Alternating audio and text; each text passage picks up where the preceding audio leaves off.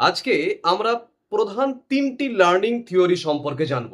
পিয়াজে, Vygotsky এবং Skinner. এই তিনটে বিষয়ে এই তিনজনের থিওরি সম্পর্কে, লার্নিং থিওরি সম্পর্কে 15টা করে প্রশ্ন আমরা এক জায়গায় করব। মোট প্রশ্নের সংখ্যা 45। আশা করা যায় যদি এই সমস্ত জিনিস থেকে প্রশ্ন ধরে এর মধ্যেই আপনারা পেয়ে যাবেন, অথবা এর যে টোটাল যে কনসেপ্ট সেটা যদি গ্যাদার করতে পারেন অবশ্যই আপনি প্রশ্নের উত্তর দিতে পারবেন।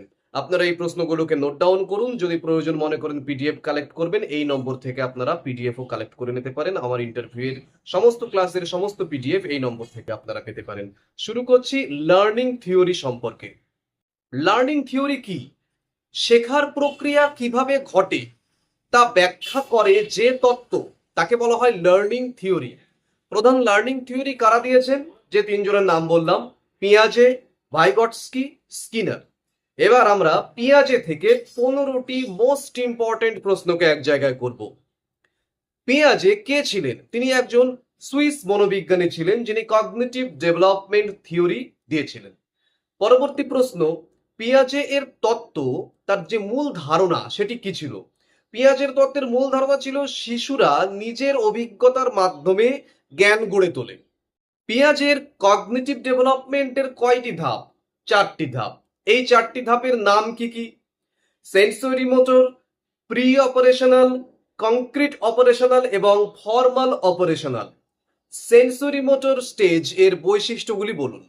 ইন্দ্রিয় এবং ক্রিয়ার মাধ্যমে শেখা। প্রি অপারেশনাল স্টেজের বৈশিষ্ট্য কি বলুন? ভাষা এবং কল্পনার বিকাশ। কংক্রিট অপারেশনাল স্টেজ, তার বৈশিষ্ট্য কি বলুন? বাস্তব চিন্তা এবং যুক্তি।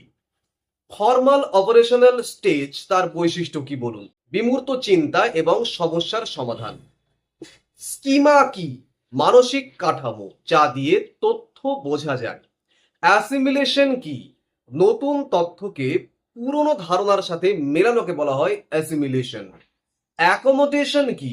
নতুন তথ্য অনুযায়ী ধারণা পরিবর্তন করাকে বলা হয় অ্যাকোমোডেশন। ইকুইলিব্রেশন কি? মানসিক ভারসাম্য বজায় রাখা।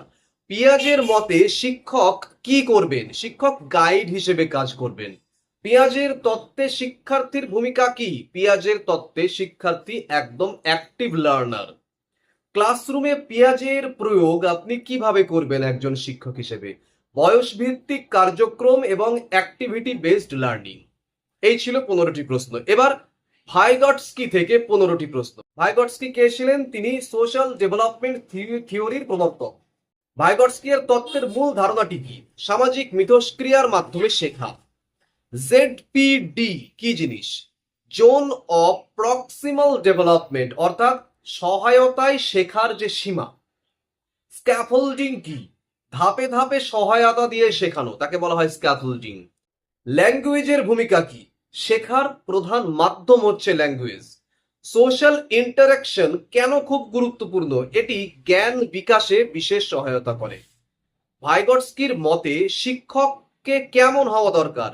ভাইগটস্কির মতে শিক্ষক হতে হবে গাইড এবং অবশ্যই সহায়ক। পেয়ার লার্নিং কি জিনিস? সহপাঠীদের সাথে শেখা, তাকে বলা হয় পেয়ার লার্নিং। গাইডেড লার্নিং কি? নির্দেশনা দিয়ে শেখানোকে বলা হয় গাইডেড লার্নিং। প্রাইভেট স্পিচ কি? নিজের সাথে কথা বলে শেখা। কোঅপারেটিভ লার্নিং কাকে বলে? দলগতভাবে শেখা। ভাইগটস্কি এর তত্ত্বে শিক্ষার্থীর ভূমিকা কি? ভাইগটস্কি এর তত্ত্ব অনুযায়ী শিক্ষার্থী সোশ্যাল লার্নার। ক্লাসরুমে ভাইগটস্কি এর প্রয়োগ, মানে ভাইগটস্কির থিওরির প্রয়োগ কিভাবে করবেন? গ্রুপ ওয়ার্ক এবং ডিসকাশন ব্যবহার করে। ভাইগটস্কির তত্ত্বের প্রধান গুরুত্ব কি? সহযোগিতামূলক শেখা বৃদ্ধি করে ভাইগটস্কির তত্ত্ব। এই ছিল ভাইগটস্কি নিয়ে মোট 15টি প্রশ্ন। এবার আমরা আসবো স্কিনারকে নিয়ে। স্কিনার তিনি কে ছিলেন? তিনি বিহেভিয়ারিজম ও অপারেন্ট কন্ডিশনিং এর প্রবর্তক ছিলেন। স্কিনারের তত্ত্বের মূল ধারণা কি ছিল? স্কিনারের তত্ত্বের মূল ধারণা ছিল আচরণের পরিবর্তনের মাধ্যমে যে শেখা। অপারেন্ট কন্ডিশনিং কি?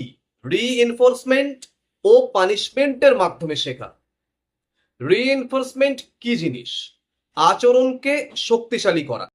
পজিটিভ রিইনফোর্সমেন্ট কি? ভালো কাজের জন্য যখন পুরস্কার দেওয়া হচ্ছে তখন তাকে বলা হয় পজিটিভ রিইনফোর্সমেন্ট। নেগেটিভ রিইনফোর্সমেন্ট কি? খারাপ আচরণ সরানো। পানিশমেন্ট কাকে বলে?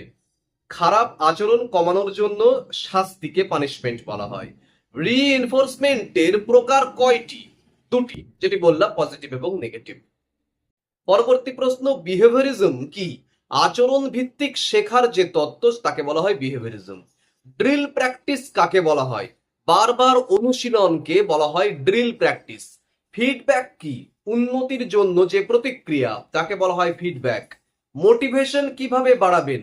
রিওয়ার্ড দিয়ে মোটিভেশন বাড়ানো যায়। ক্লাসরুমে স্কিনারের প্রয়োগ আপনি কিভাবে করবেন একজন শিক্ষক হিসেবে? রিওয়ার্ড এবং পানিশমেন্ট তত্ত্ব ব্যবহার করে। স্কিনারের তত্ত্বের গুরুত্ব কি? আচরণ নিয়ন্ত্রণ এবং শেখা সহজ করা। এই ছিল 15টি প্রশ্ন স্কিনারকে নিয়ে। এবার ব্যাপারটা হচ্ছে এই তিনটে টপিক থেকে একদম বেসিক প্রশ্নই কিন্তু ধরবে। অর্থাৎ আপনাকে যদি ধরে তাহলে এই তিনজনের, প্রথমত এই তিনজন কে ছিলেন, তাদের তত্ত্ব কি, তাদের তত্ত্বের মূল কথা কি, শ্রেণীকক্ষে কি করে প্রয়োগ করবেন, এই কটা জিনিসকে ভালো করে লক্ষ্য রাখতে হবে। কি কি বললাম? তাদের নাম, তাদের তত্ত্বের নাম, তাদের তত্ত্বের মূল বৈশিষ্ট্য এবং আপনি শ্রেণীকক্ষে কিভাবে সেই তত্ত্বকে আপনি বাস্তবায়ন করবেন বা প্রয়োগ করবেন। ওকে, এগুলোকে ভালো করে নোট ডাউন করুন এবং যদি মনে করেন পিডিএফ কালেক্ট করবেন, পিডিএফ এর নম্বর কিন্তু আমি ভিডিওর মধ্যে বেশ কিছু জায়গায় দিয়ে দিয়েছি, সেখান থেকে আপনারা ভিডিও কালেক্ট করতে পারেন। বিএড বিষয়ে বলি, প্রত্যেকটি ক্যান্ডিডেট কিন্তু বিএড এর জিনিসপত্র নিয়ে খুব চিন্তিত। বিএড এর সমস্ত বইপত্র খুলে বসে সমস্ত কিছু পড়ে শেষ করা মানে এখন মহাসমুদ্র পাড়ি দেওয়ার শামিল। তাই যতটা সম্ভব গুছিয়ে এক জায়গায় করে এই সমস্ত ক্লাসগুলোকে বানিয়ে দেওয়া হচ্ছে। এই সমস্ত ক্লাসগুলো খুবই ইম্পর্টেন্ট এবং এই ছোট্ট পরিসরে ছোট্ট 8 থেকে 10 মিনিটের একটা ভিডিওতে এত তথ্য যে আপনাদের দেওয়া হয়, এর স্ক্রিপ্ট তৈরি করতে সময় লাগে, তারপরে তো শুট করে এডিট করে তারপরে তো আপনাদের কাছে সেগুলো এসে পৌঁছই। কিন্তু আপনারা ভাববেন না যে এই ছোট্ট ভিডিওগুলো কম গুরুত্বপূর্ণ। মনে রাখবেন, ইন্টারভিউ যারা দিয়েছেন, প্রাইমারির ইন্টারভিউ বলুন অথবা 11-12 যারা দিয়েছেন, তাদেরকেও সাবজেক্টের বাইরে যা প্রশ্ন ধরেছিল এবং প্রাইমারিতে তো যত প্রশ্ন ধরেছিল এভরিথিং সমস্ত কিন্তু আমার ক্লাসে কিন্তু রয়েছে।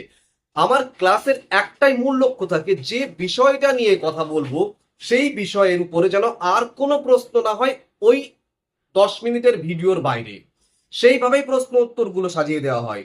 আমি কমন পাবেন এই কথাটা আমি কখনো বলবো না, কমন পাবেনই এই টপিক থেকে এটা নয়, কিন্তু আমি জানি এই ভিডিওগুলো যদি আপনি দেখে থাকেন, হ্যাঁ এর মধ্যে থেকেই প্রশ্ন আসবে।